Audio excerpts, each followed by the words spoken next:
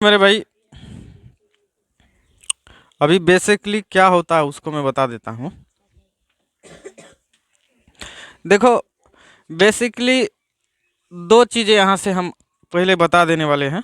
इसको समझना बड़ा कह सकते हो महत्वपूर्ण हो सकता है ये उन बच्चों के लिए जो बच्चा क्या करता है। अभी समझना, बिहार में ज़्यादातर, बिहार और यूपी में जो बच्चा करता है, पूरे बिहार की बात कर रहा हूँ मैं, पूरे बिहार और यूपी में जो भी बच्चा अभी 10th दिया होगा, क्या मेरे भाई, जो भी बच्चा अभी 10th क्लास का परीक्षा दिया होगा, 10th क्लास का परीक्षा दिया होगा या 12th क्लास का परीक्षा दिया होगा, ठीक, 10th या 12th का परीक्षा दिया होगा, वो बच्चा अभी जीवन में जो है ना, वो संघर्ष जिसको बोलते हैं ना, आर पार, उसके जीवन में बड़ा संघर्ष होगा अभी, ठीक। वो अपने फ्यूचर को लेकर के, भविष्य को लेकर के बहुत ही परेशान होगा। समझ रहे हो मेरी बात को? या तो यहाँ से वो पढ़ाई को स्किप कर लेगा, या यहाँ से वो, कुछ ऐसे बच्चे होंगे जो पढ़ाई से जुड़ जाएगा, और कुछ ऐसा बच्चा होगा मेरे भाई, कुछ ऐसा बच्चा होगा जिसमें क्वालिटी भी होगा, आगे चल के वो बड़े से बड़े एग्ज़ाम को भी क्रैक कर सकता है, लेकिन बिना जानकारी के वो यहाँ से स्किप कर लेगा और समस्या में चला जाएगा। जो वो बढ़िया से जानता था, वो बड़ा से बड़ा एग्ज़ाम क्रैक कर सकता था, वहाँ से उसकी पढ़ाई छूट जाएगी, और बढ़िया से बढ़िया जानकारी रहने पर भी वो क्या कर लेगा, पढ़ाई को वहाँ से कमज़ोर कर लेता है। बेसिकली बिहार और यूपी में कह सकते हो परेशानी यह है कि जो बच्चा फर्स्ट डिवीज़न लाता है, सेकंड या बढ़िया नंबर लाता है, वो बच्चा आगे चल कर के पढ़ाई में बढ़िया से फोकस करता है, और जो बच्चा 10th और 12th में थोड़ा सा खराब नंबर से पास होता है, वो बच्चा डिमोटिवेट हो जाता है और आगे चल कर के पढ़ाई की तैयारी को ठीक से नहीं कर पाता है। तो उन बच्चों के लिए एक निर्देश कह सकते हो हम देने वाले हैं, कि उन बच्चों को निर्देश देने वाले हैं। अब देखो, यहाँ दो तरह से समस्याएं खड़ी होगी। जो 10th किया होगा उसके सामने बहुत बड़ा परेशानी है। जो बच्चा गांव में रहता है, जो बच्चा गांव में पढ़ रहा है, उसके सामने देखो बहुत बड़ी चुनौती है। सुन लेना, सुनो मेरे भाई, जो चीज़ें मैं बता रहा हूँ एक बार ध्यान से सुनना। ये बहुत ही इंपॉर्टेंट क्लास हो रहा है उन बच्चों के लिए और तुम्हारे फ्यूचर के लिए भी। देखो, बेसिकली जो बच्चा 10th किया होगा उसके सामने जो है ना, तीन तरह का समस्या सबसे पहले उत्पन्न होता है कि मैं साइंस पढ़ूं या आर्ट्स पढ़ूं या कॉमर्स पढ़ूं। मेरे भाई, सबसे पहले उसके साथ समस्या यही खड़ा होता है। और ये छोटी समस्या नहीं है मेरे भाई, ये तुमको लगता है कि नहीं, ये हर स्टूडेंट का समस्या है, चाहे बिहार का हो, यूपी का हो, कहीं का भी देश का कहीं का भी बच्चा हो, उसके सामने सबसे बड़ा चुनौती यही खड़ा होता है। क्या कहते हैं, क्या कर रहे हैं हम, जब वो बच्चा 10th पास करता है या 12th पास करता है, बेसिकली जो बच्चा 10th पास करता है उसके सामने सबसे बड़ा चुनौती आता है। क्या आता है कि वो अपने पढ़ाई को जब साइंस में लेके आता है, आर्ट्स में लेके आता है या कॉमर्स को चुनना चाहता है, तो उसके साथ क्या होने वाला है मेरे भाई। तो समझना मेरी बात को, यहाँ से जो हम जान पाए हैं कि जो बच्चा ठीक ठाक इकोनॉमिकली, मतलब जिसको एक कह सकते हो इकोनॉमिकली, मतलब जो आर्थिक रूप से ठीक ठाक है, जिनके पास अच्छा खासा पैसा रहता है, वो आराम से स्वैग से किस में चला जाता है, साइंस में चला जाता है। और जो बच्चा इंटेलिजेंट भी है, चाहे कुछ भी हो, उसके साथ बढ़िया बढ़िया इंटेलिजेंट है, वो बच्चा आर्ट्स में एडमिशन करा लेता है और अपनी पढ़ाई को वहीं से वीक कर लेता है, कमज़ोर कर लेता है कि अब मेरे साथ कुछ नहीं होने वाला है, अब मेरे साथ कुछ नहीं होने वाला है, मैं आगे कुछ नहीं कर पाऊंगा। आर्ट्स पढ़ के पढ़ाई को अपना कम कर लेता है, कमज़ोर कर लेता है, और बाद बाकी बच्चा कॉमर्स के हिसाब से वो आगे बढ़ता है, ठीक। तो इसका मतलब लगता है कि हमारे देश में पढ़ाई का जो स्तर है वो 10th में ही जा कर के लगभग लगभग 50% शिक्षा जो होता है ना हमारे देश का, वो 10th तक में ही कंप्लीट हो जाता है, 10th तक में। लेकिन मेरा एक सुझाव है मेरे भाई, क्या याद रखना, चाहे तुम 10th में आर्ट्स रखो, साइंस रखो या कॉमर्स रखो, कोई भी स्ट्रीम रखो, कोई भी सब्जेक्ट रखो, उससे कोई मतलब नहीं बनता है। समझ रहे हो मेरी बात को?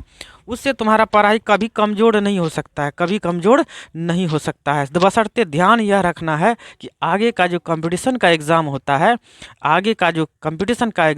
है, वो सबके लिए होता है। क्या होता है? वो सबके लिए होता है। सभी बच्चों को वहाँ पर समान मात्रा में प्रश्न मिलता है, इसीलिए वहाँ पर जाकर के कोई स्ट्रीम का मतलब नहीं रहता है, कोई स्ट्रीम से मतलब नहीं रहता है। यदि कोई बच्चा ऐसा कर पा रहा है, यदि 10th और 12th पास मान के चलो अभी किया है, एग्जाम चल रहा है, तो वो बच्चा यदि सोच रहा है कि हम यहाँ से पढ़ाई को स्किप कर रहे हैं, तो उसको सबसे पहले क्या करना चाहिए मेरे भाई, ये समझना मेरी बात को, समझना मेरी बात को। जैसे ही 10th किया और 12th किया ना, किसी भी एग्जाम का वो प्रैक्टिस सेट ले ले, पहले क्या ले ले, एक प्रैक्टिस सेट ले ले। चाहे छोटा सा एग्जाम हो, बड़ा सा एग्जाम हो, किसी भी कंपटीशन का एग्जाम का एक प्रैक्टिस सेट ले, या कोई भी किसी दोस्त के पास होगा, किसी से भी के पास होगा जो बड़े एग्जाम का तैयारी करता है, और वहाँ बैठ करके ना क्या करे जानते हो, वो बैठ करके ना वो प्रैक्टिस सेट को पहले लगाए आराम से। 10th 12th एग्जाम देने के बाद, आने के बाद की बात कर रहा हूँ मैं, तुरंत उसका कोई एग्जाम तो नहीं होगा, एक प्रैक्टिस सेट ले।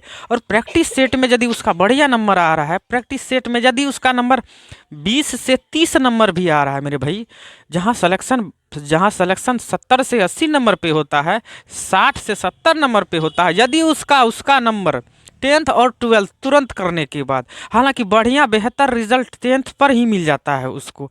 10th में विद्यार्थियों का बढ़िया से फोकस रहता है, मैथ साइंस लगभग सारे चीज़ों पर। तो 10th में जो बच्चा तुरंत 10th देता है, वो बच्चा यदि प्रैक्टिस सेट लगाए, तो उस बच्चों का नंबर बढ़िया चला जाता है मेरे भाई। 30 से 35 नंबर तक वो कंपटीशन के एग्ज़ाम में नंबर ला लेता है, कंपटीशन के एग्ज़ाम में वो नंबर वो प्रैक्टिस सेट से जांच करके कर लेता है। क्या कर लेता है, कर लेता है। और आगे यदि वो 1 साल मेहनत करे या 6 महीना भी मेहनत करे, तो उसका जो रेशियो बनता है, जो एग्ज़ाम के लिए होता है, किसके लिए होता है, कंपटीशन के एग्ज़ाम के लिए होता है मेरे भाई, वहाँ तक वो पहुँच सकता है। क्या कर सकता है, वहाँ तक वो पहुँच सकता है। और वो जानते हुए भी यदि ऐसा नहीं कर पाता है, पढ़ाई को रोक लेता है आर्ट्स और साइंस सोच करके, तो वहाँ से वो पीछे होना चालू हो जाता है। क्या हो जाता है, वहाँ से वो पीछे होना चालू हो जाता है, और अपना अच्छा खासा लाइफ को क्या कर लेता है, तो खराब कर लेता है। तो ऐसा नहीं करना है मेरे भाई, ऐसा नहीं करना है। क्या करना है, आप 10th दो, 10th का एग्ज़ाम दे के आए हो, आप प्रैक्टिस सेट लगा, आपको देखो आपका कौन सा सब्जेक्ट मजबूत है, उस हिसाब से आप उसको आगे बढ़ाना है। क्या करना है, आगे बढ़ाना है। नहीं तो जैसे ज़्यादातर बिहार और यूपी वाला बच्चा अभी क्या करेगा जानते हो मेरे भाई, अभी जैसे ही 10th और 12th का एग्ज़ाम दिया है, 10th और 12th का एग्ज़ाम दिया है, जो बच्चा साइंस किया वो तो पढ़ने के लिए पटना पहुंच गया, दिल्ली पहुंच गया, कोटा पहुंच गया, ठीक है, जहां पहुंचना था पहुंच गया। और जो बच्चा आर्ट्स में एडमिशन करा लिया, वो बच्चा कहीं नहीं जाएगा, या तो गांव में रह के कुछ काम धंधा रोजगार करेगा, या नहीं तो वो कहाँ चला जाएगा, परदेश चला जाएगा, पंजाब चला जाएगा, दिल्ली चला जाएगा। उन बच्चों को एक तरह से कह सकते हो ये रोकने का काम करेगा। ये चीज़ें जो मैं बताता हूँ उसको बिल्कुल तुरंत तत्पर, ज़्यादातर मैंने देखा है, जैसे न्यूज़ वालों ने क्या किया मेरे भाई, जैसे ही बच्चों को पूछा, जैसे बच्चे बिहार बोर्ड से एग्ज़ाम दे के निकले, तो उन बच्चों से पूछा गया कि भाई तुम आगे क्या करने वाले हो, तो उन बच्चों ने क्या जवाब दिया, सुन के हैरान हूँ मैं। उन बच्चों ने बाहर निकल के कहा कि अब देश में रोजगार नहीं होता है, देश में नौकरी नहीं होती, अब पढ़ के क्या करेंगे हम, पढ़ के क्या करेंगे हम। सोचो, वो बच्चा छोटा बच्चा है, उसको मालूम नहीं है, अभी अभी वो 10th दिया है, 12th दिया है, अभी उसको कुछ भी मालूम नहीं है, और वो बच्चा कह रहा है कि देश में नौकरी नहीं होता।